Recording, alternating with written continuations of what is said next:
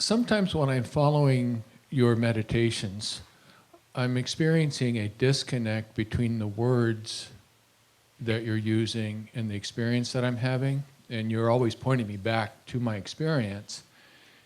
And I'm hoping it's just because my mind is giving a different meaning to the words that you're using than, so I'm hearing it differently than you're intending. Okay. So I'd like to get some clarity on that. And it has to do with the word I.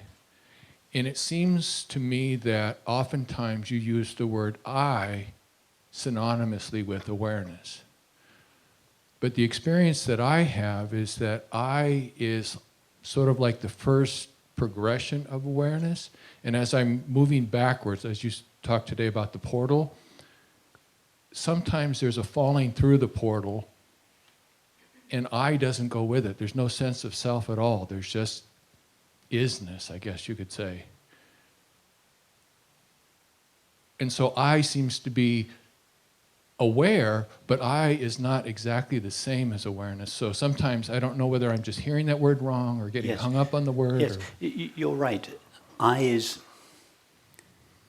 awareness is Christian name. It's the name that denotes awareness. Okay. If you think about it, I is the name that anything gives to itself. Right.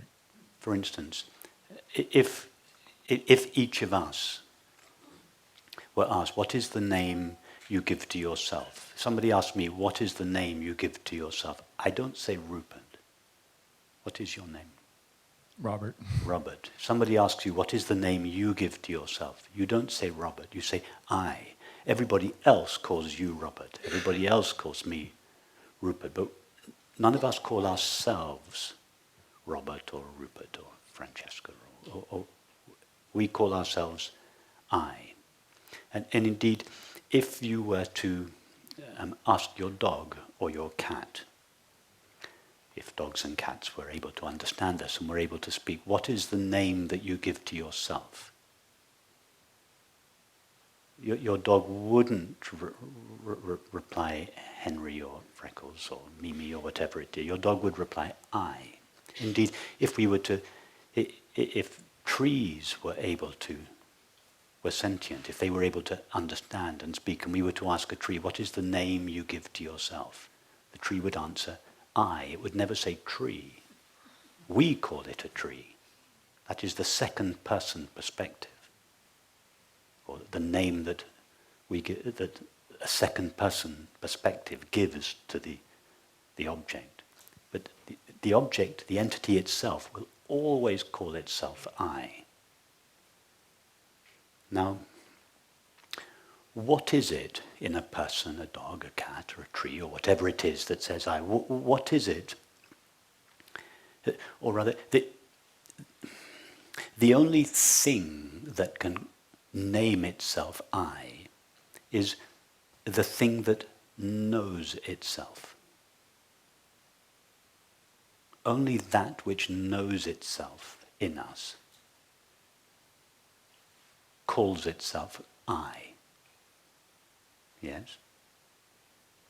Now what is it in a person, a cat, a dog, or anything else that is aware? What is it that knows itself and would, as a result, call itself I?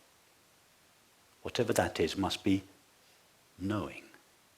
Only something that is knowing can know itself. Only something that is aware can be aware of itself.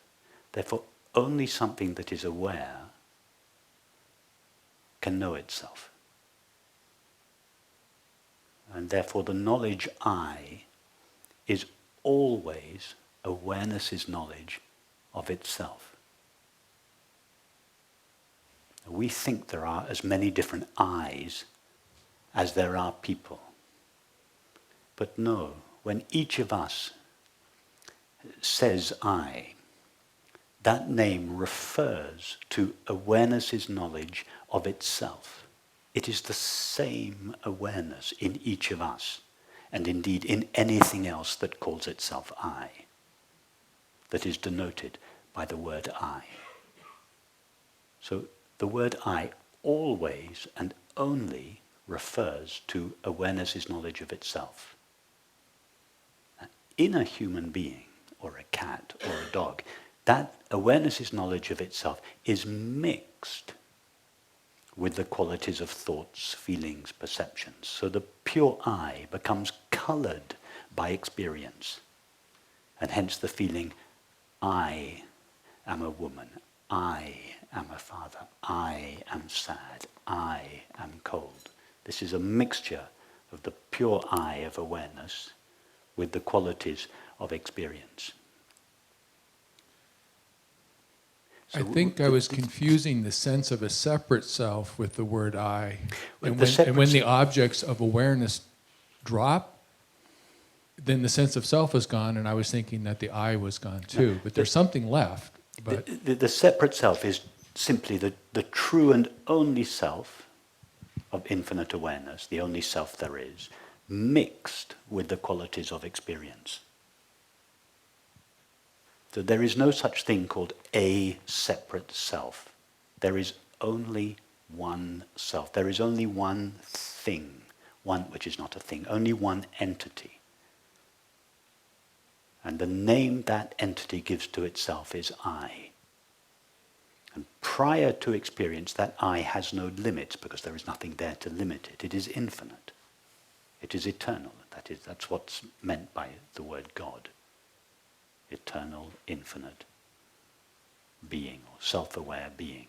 It is when this being assumes the form of experience that it colors itself with its own activity, and it seems to become limited. That's what each of us are, apparent limitations of the only self there is. But the true and only self of infinite awareness shines in each of us as the simple knowledge I. But what could be more intimate or more familiar than the knowledge I? Is the knowledge I, is yourself something extraordinary or unknown or unfamiliar? No, the knowledge I shines in everyone. Whether you're a criminal or an atheist or a sage or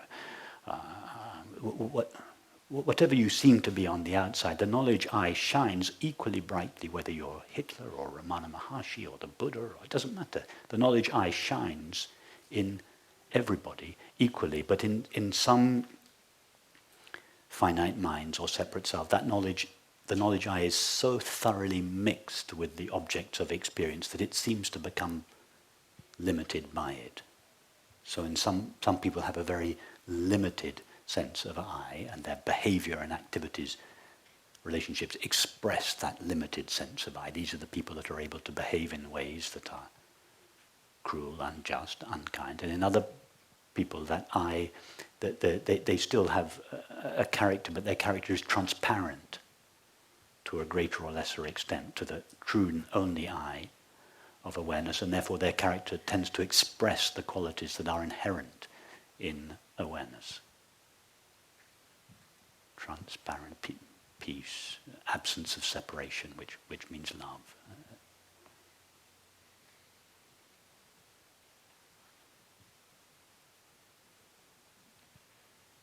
thank you. I realized that it was simply the meaning my mind was giving to that word.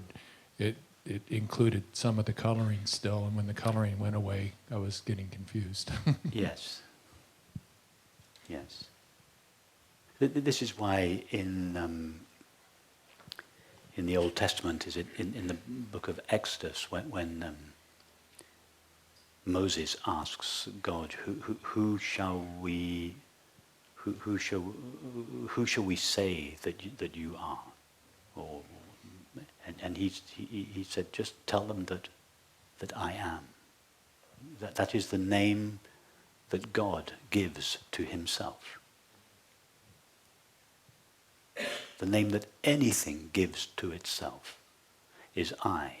But the only thing that can give that name to itself must be something that is aware, because only something that is aware can know itself. Therefore, only awareness can name itself I. Therefore, when God said, tell them, I am sent you, it was the awareness in God, which is all there is to God, who was speaking. It was pure, infinite, self-aware being that was naming itself I. Tell them that is who I am. I am this pure I.